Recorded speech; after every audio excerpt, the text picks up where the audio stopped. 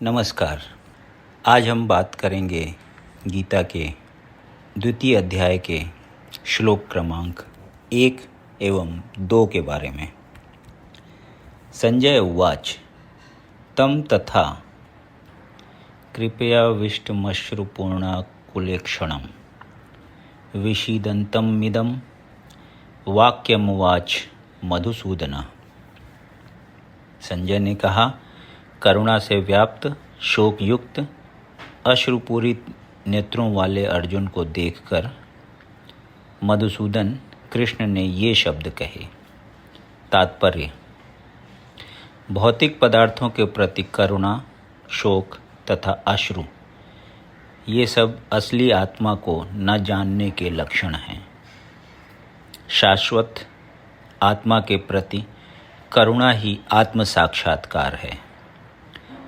इस श्लोक में मधुसूदन शब्द महत्वपूर्ण है।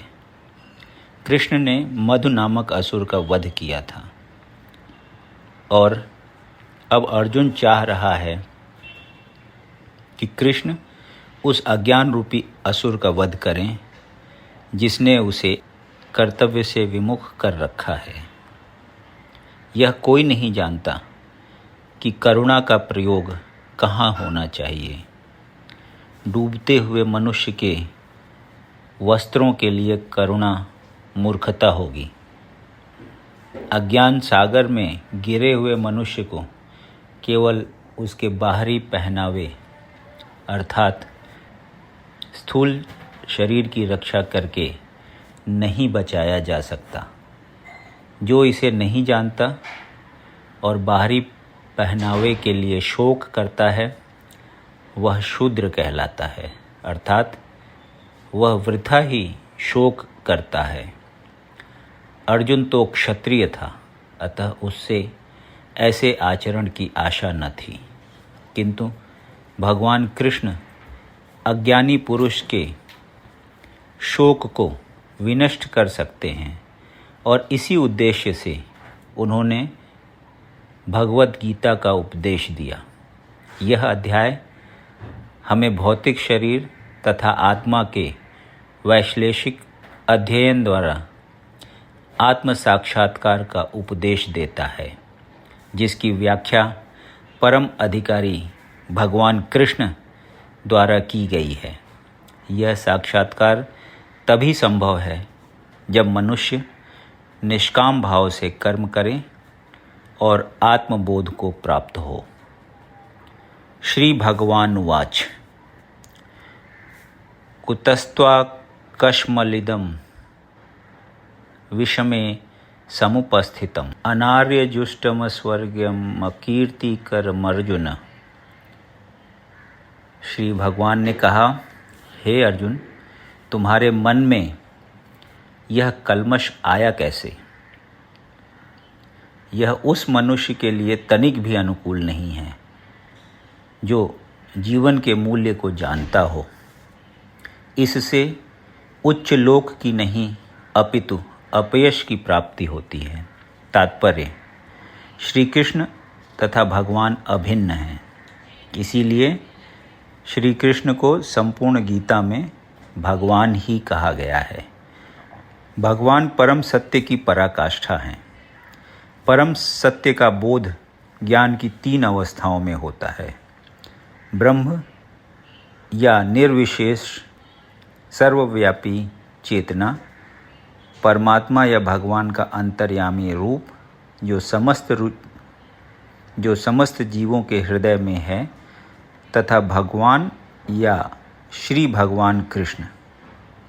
श्रीमद् भागवत में 1.2.11 परम सत्य की यह धारणा इस प्रकार बताई गई है: वदन्ति तत्तद्विदस्तस्त्वं यज्ज्ञानमद्रियं ब्रह्मोति परमात्मेति भगवानीति शब्द्यते। परम सत्य का ज्ञाता परम सत्य का अनुभव ज्ञान की 3 अवस्थाओं में करता है और ये सब अवस्थाएं एक रूप हैं। ये ब्रह्म परमात्मा तथा भगवान के रूप में व्यक्त की जाती हैं। इन तीन दिव्य पक्ष की उसके भी तीन भिन्न भिन्न पक्ष होते हैं, यथा धूप, सूर्य की सतह और सूर्य लोक स्वयं। जो सूर्य के प्रकाश का अध्ययन करता है वह नौसिखिया है। जो सूर्य की सतह को समझता है वह कुछ आगे बढ़ा हुआ होता है, और जो सूर्य लोक में प्रवेश कर सकता है वह उच्चतम ज्ञानी है। जो नौसिखिया सूर्य प्रकाश, उसकी विश्वव्याप्ति तथा उसकी निर्विशेष प्रकृति के अखंड तेज के ज्ञान से ही तुष्ट हो जाता है, वह उस व्यक्ति के समान है जो परम सत्य के ब्रह्म रूप को ही समझ सकता है। जो व्यक्ति कुछ अधिक जानकार है वह सूर्य गोले के विषय में जान सकता है, जिसकी तुलना परम सत्य के परमात्मा स्वरूप से की जाती है। जो व्यक्ति सूर्य लोक के अंतर में प्रवेश कर सकता है उसकी तुलना उससे की जाती है जो परम सत्य के साक्षात रूप की अनुभूति प्राप्त करता है। अतः जिन भक्तों ने परम सत्य के भगवान स्वरूप का साक्षात्कार किया है वे सर्वोच्च आध्यात्मवादी हैं। यद्यपि परम सत्य के अध्ययन में रत सारे विद्यार्थी एक ही विषय के अध्ययन में लगे हुए हैं। सूर्य का प्रकाश, सूर्य का गोला तथा सूर्य लोक की भीतरी बातें, इन तीनों को एक दूसरे से विलग नहीं किया जा सकता। फिर भी तीनों अवस्थाओं के अध्येता एक ही श्रेणी के नहीं होते। संस्कृत शब्द भगवान की व्याख्या व्यासदेव के पिता पराशर मुनि ने की है। समस्त धन, शक्ति, यश, सौंदर्य, ज्ञान तथा त्याग से युक्त परम पुरुष भगवान कहलाता है। ऐसे अनेक व्यक्ति हैं जो अत्यंत धनी हैं, अत्यंत शक्तिमान हैं, अत्यंत सुंदर हैं और अत्यंत विख्यात, विद्वान तथा विरक्त भी हैं, किंतु कोई साधिकार यह नहीं कह सकता कि उसके पास सारा धन, शक्ति आदि है। एकमात्र कृष्ण ही ऐसा दावा कर सकते हैं क्योंकि वे भगवान हैं। ब्रह्मा, विष्णु या नारायण सहित कोई भी जीव कृष्ण के समान पूर्ण ऐश्वर्यवान नहीं है। अतः ब्रह्म संहिता में स्वयं ब्रह्मा जी का निर्णय है कि श्री कृष्ण स्वयं भगवान हैं। न तो कोई उनके तुल्य है न उनसे बढ़कर हैं। वे आदि स्वामी या भगवान हैं, गोविंद के रूप में जाने जाते हैं और समस्त कारणों के परम कारण हैं। ईश्वरः परमः कृष्णः सच्चिदानंद विग्रहः अनादिरादिर्गोविंदः सर्व कारण कारणम।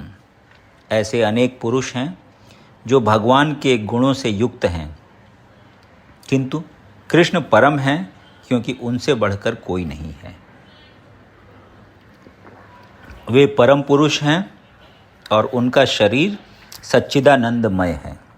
वे आदि भगवान गोविंद हैं और समस्त कारणों के कारण हैं। ब्रह्म संहिता 5.1। भागवत में भी भगवान के नाना अवतारों की सूची है, किंतु कृष्ण को आदि भगवान बताया गया है, जिनसे अनेकानेक अवतार तथा ईश्वर विस्तार करते हैं। एते चांशकलाः पुंसः कृष्णस्तु भगवान स्वयं इंद्रारिव्याकुलं लोकम मृडयन्ति युगे युगे। यहाँ पर वर्णित सारे अवतारों की सूचियाँ या तो भगवान की अंश कलाओं अथवा पूर्ण कलाओं की हैं, किंतु कृष्ण तो स्वयं भगवान हैं। भागवत 1.3.28। अतः कृष्ण आदि भगवान परम सत्य, परमात्मा तथा निर्विशेष ब्रह्म दोनों के उद्गम हैं। भगवान की उपस्थिति में अर्जुन द्वारा स्वजनों के लिए शोक करना सर्वथा अशोभनीय है। अतः कृष्ण ने कुतः शब्द से अपना आश्चर्य व्यक्त किया है। आर्य जैसी सभ्य जाति के किसी भी व्यक्ति से ऐसी मलिनता की उम्मीद नहीं की जाती है। आर्य शब्द उन व्यक्तियों पर लागू है जो जीवन के मूल्य को जानते हैं और जिनकी सभ्यता आत्म साक्षात्कार पर निर्भर करती है। देहात्म बुद्धि से प्रेरित मनुष्यों को यह ज्ञान नहीं रहता कि जीवन का उद्देश्य परम सत्य विष्णु या भगवान का साक्षात्कार है। वे तो भौतिक जगत के बाह्य रूप से मोहित हो जाते हैं। अतः वे यह नहीं समझ पाते कि मुक्ति क्या है। जिन पुरुषों को भौतिक बंधन से मुक्ति का कोई ज्ञान नहीं होता, वे अनार्य कहलाते हैं। यद्यपि अर्जुन क्षत्रिय था, किंतु युद्ध से विचलित होकर वह अपने कर्तव्य से च्युत हो रहा था। उसकी यह कायरता अनार्यों के लिए ही शोभा देने वाली हो सकती है। कर्तव्य पथ से इस प्रकार का विचलन न तो आध्यात्मिक जीवन में प्रगति करने में सहायक बनता है और न ही इससे इस संसार में ख्याति प्राप्त की जा सकती है। भगवान कृष्ण ने अर्जुन द्वारा अपने स्वजनों पर इस प्रकार की करुणा का अनुमोदन नहीं किया। यदि आपको ये वीडियो पसंद आया तो इसे लाइक करें और ऐसे ही अन्य वीडियोज़ को सुनने के लिए इस चैनल को सब्सक्राइब करें। धन्यवाद।